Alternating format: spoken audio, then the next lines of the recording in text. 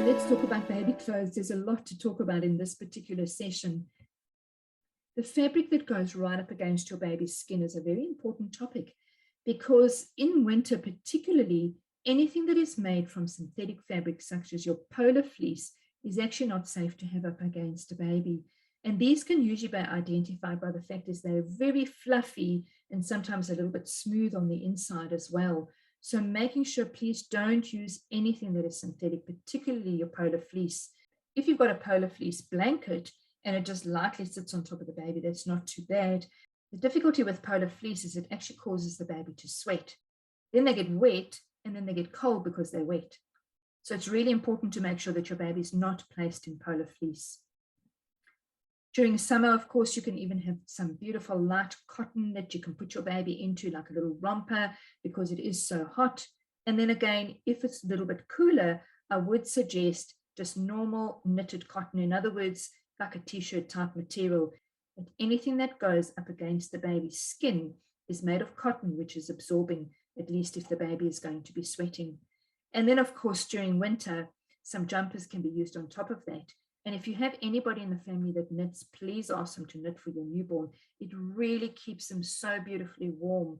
And so therefore, knitted items are fantastic to put on top when you're going out and it's really cold outside. Now let's talk about singlets. Little singlets are something that you put on underneath any clothing for the baby. And this often becomes the extra layer that is on top of the baby. Now, the ones that are better to use are the ones that are going to button at the bottom here in between the baby's legs. And when we're looking at the neckline, we want something that is going to be able to stretch. You do get singlets, obviously, that don't button up between the legs and they're just kind of like a half mast thing. Now, I do find often that those will just end up riding up and then they're sitting underneath the baby here and won't keep the baby warm.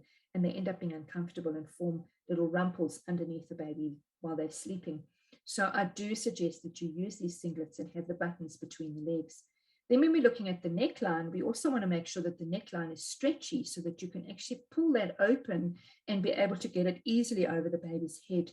The best way to put clothing on a baby is to make sure that you stretch the neckline open, put the baby's face through the neckline, and then put the rest of the clothing over the baby. They hate things being pulled over their faces and often will cry for this process. But what you can see in this particular item is that here are little buttons that you can undo as well to make the neckline a little bit easier to work with. So when you're purchasing items, please look for these things so that you make sure that you're giving your baby enough space to get their head through.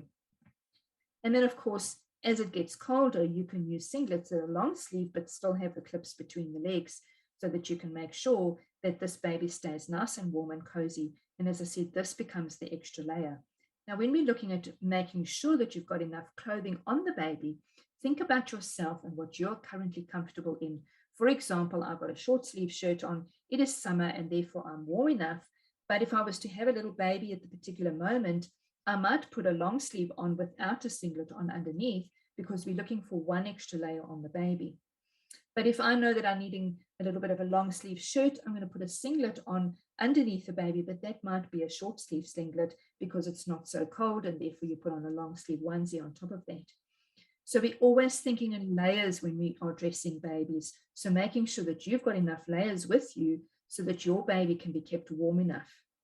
So when we're looking at bodysuits, these are again can be long depending on whether it's winter or not, but even for a newborn baby, when you're going in to have a baby in hospital, I would suggest you take long sleeve suits because we know that the areas are air conditioned and it can be quite cold in some of the rooms.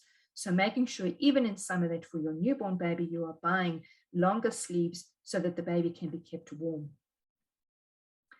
And of course, as it gets hotter, you can have babies that can go out in little rompers and have short sleeves, or you might even have, as it gets a bit cooler, you've put your baby into a long sleeve top, but you can leave the legs open. Or then you can have leggings and you can put a short sleeve top on and leggings on the bottom. So you can have different combinations of clothes so that you can change these up, especially as the day gets warmer when you're out and about and then it gets colder towards the evening time. So having these options of putting different things on for your baby. Now let's have a look with a newborn baby, how much you're going to need to purchase. And usually your 4 zeros are the size that you would need to purchase for a newborn baby, an average size newborn baby. But you might find you go to Target and you buy 4 zeros, and then you go to Kmart or another shop or a Bonds item, and you find that the 4 zeros are just not the same size. So again, you're going to look for some 4 zeros, and you would need at least 6 items of these in order to make sure that you've got enough to take with you to hospital. You might think, well, I'm going to only be there for a day or two, but a baby wheezes on one item and poos on the next one, and then you end up with lots of bits of items that are dirty and you've got nothing to put your baby into. So make sure that you have enough.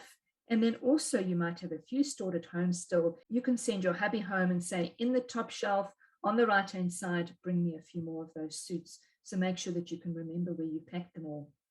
Usually, however, people buy lots of clothing for you and they might not even look at the things that you're looking at. And I sometimes think that the manufacturers of baby clothing don't actually bother to put clothes on the baby. So when you're looking at being able to get clothing properly on and off a baby, we're going to have a look at some of the fastenings that I think are important to look for. For example, if you have zips, it's really important to be able to have zips that undo at the bottom and undo at the top, which means that when you're changing your baby's nappy, you can just undo the bottom half. You don't have to completely undress the whole baby. So double zips are a really good thing to look for. And some people who've had babies before, if they give you items, might even give you these things because they've learned that lesson. Obviously, we do have the press studs. These are a little bit more difficult, especially if you've got press studs that are going up the one leg, up the other leg, and you get to the middle and you kind of don't have the balance of more clips that you should be able to put them into. So, yes, these items are useful and you might be able to use them. But if you are purchasing something, you look and see, do you have double zips available? Because that actually just makes it a whole lot easier for your baby. Now, during the Newborn Essentials course, I do actually show you exactly how to change a baby's nappy, what parts to clean, and how to get the nappy on properly so that you don't end up with leaking around the sides. Then, of course, we have items that also just wrap around the baby. These are either got clips on the sides or sometimes even a bow. So look again for things that are easy to put on and easy to take off with the least amount of fastening that you have to do. And of course, yes, we have buttons, but buttons on a newborn baby, particularly, and even a toddler who doesn't want to stand still, are difficult. So therefore, if you can make sure that you're trying to get things that are easy to take off and easy to put on. An item that comes fully open is much easier to get off a baby than pulling it over their heads. But if we have singlets that are going to be put on over a baby's head, make sure again that that neck can stretch really nice and open so it's not so difficult for the baby or for you for that matter. So of course you're going to get given clothing that sometimes is actually difficult to open. I think sometimes some manufacturers of baby clothing don't actually put clothes on babies. I think they just manufacture what looks cute and beautiful, but not realizing you've got to get these clothes on and off a baby. So yes, if you're choosing clothing, at least you know now what to look for, but you might be given stuff by people that really doesn't have ideal openings or is a difficult item to get on and off your baby. But of course you end up using those kind of items that you get given. But now you know what to look for, and hopefully this has helped you to be able to get clothing that will be less frustrating for you and your baby. Now, of course, keeping feet warm is important as well, especially in winter. And if you do have something that is just leggings without little feet on them, yes, of course, you can put some socks on that baby as well.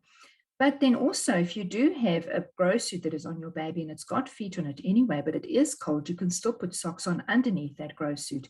It then keeps the baby extra warm as well. And this is particularly important at night. Most of us don't like going to sleep with our feet cold, so therefore you can keep your baby nice and warm. But then there are grow suits as well that have little cuffs on them that you can fold over, and therefore that creates a foot covering for the baby. For example, this one, where it's got a cuff at the bottom here.